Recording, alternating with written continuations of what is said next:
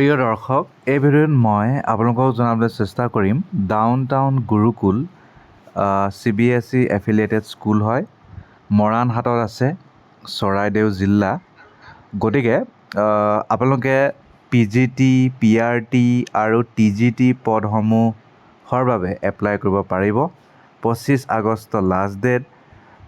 Email যোগে apply কৰি দিলে হৈ গ'ল আৰু।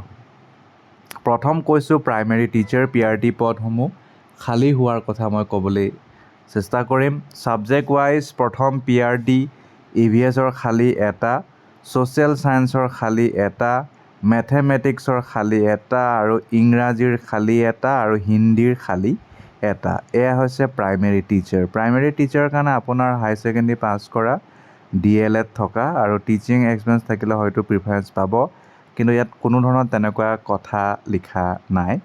ইয়াত কৈছে সাধাৰণতে 12 পাছ কৰিলে হয়, কিন্তু ইয়াত কৈছে যে PRTৰ বাবে বেচলাৰ নহ'লে মাষ্টাৰ্ছ ডিগ্ৰী লাগিব, লগত DLED বা BEd লাগিব। গতিকে 12 পাছ কৰাসকলে পাৰিবনে নাই ইয়াত স্পষ্টকৈ নাই, আপোনালোকে ট্ৰাই কৰি চাব পাৰে। বেচলাৰ নতুবা মাষ্টাৰ ডিগ্ৰী লাগিব কৈছে সেই নিৰ্দিষ্ট বিষয়ত, আৰু DLED নহ'লে BEd লাগিব বুলি কৈছে। আৰু ফ্ৰেছাৰ্ছসকলেও এপ্লাই কৰিব পাৰিব আৰু এক্সপিৰিয়েঞ্চসকলে বাৰু পাৰিবই, কোনো কথা নাই। TGT মুঠ 10টা পদ খালী হৈছে, train graduate teacher. Subject wise vacancy ছায়েন্সৰ 3টা পদ খালী, ফিজিক্স, কেমেষ্ট্ৰি আৰু বায়'লজি। ছ'চিয়েল ছায়েন্সৰ 1টা পদ খালী, মেথেমেটিক্সৰ 2টা পদ খালী, ইংৰাজীৰ 2টা পদ খালী, হিন্দীৰ 1টা পদ খালী, ইনফৰমেশ্যন টেকন'লজিৰ 1টা পদ খালী। ইয়াৰ কাৰণে আপোনাৰ সেই নিৰ্দিষ্ট বিষয়ত নাই মাষ্টাৰ ডিগ্ৰী, নাই বেচলাৰ্ছ ডিগ্ৰী থাকিব লাগিব, আৰু লগত BEd থকাটো বাধ্যতামূলক।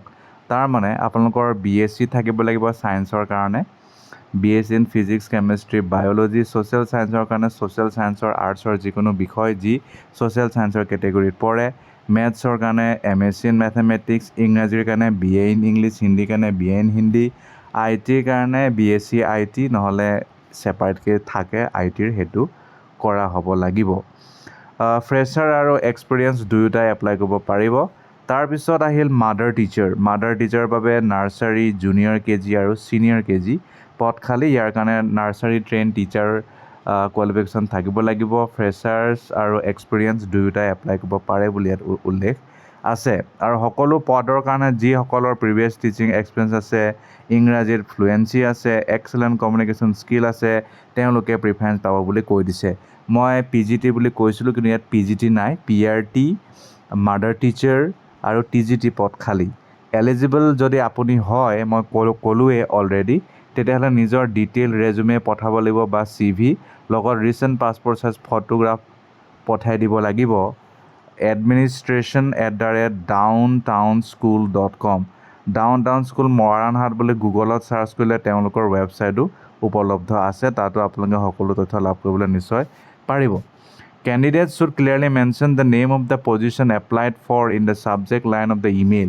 ইমেইলৰ যিটো ছাবজেক্ট এটা ব্লেংক কিবা থাকিব অপশ্যন, তাত আপোনালোকে application for the post of TGT হ'লে যি বিষয় সেইটো, PRT হ'লে যি বিষয় সেইটো, মাডাৰ টিচাৰ হ'লে সেইটো, তেনেকুৱাকৈ আপোনালোকে পঠিয়াব লাগিব। 25 আগষ্ট লাষ্ট ডেট। আৰু ইণ্টাৰভিউৰ কাৰণে মাতিব আপোনালোকক, চাগে অফলাইনো মাতিব পাৰে, অনলাইনো মাতিব পাৰে। তেতিয়া এটা ছেট অৰিজিনেল, এটা set self attested xerox copy নিবলৈ নেপাহৰিব। ধন্যবাদ।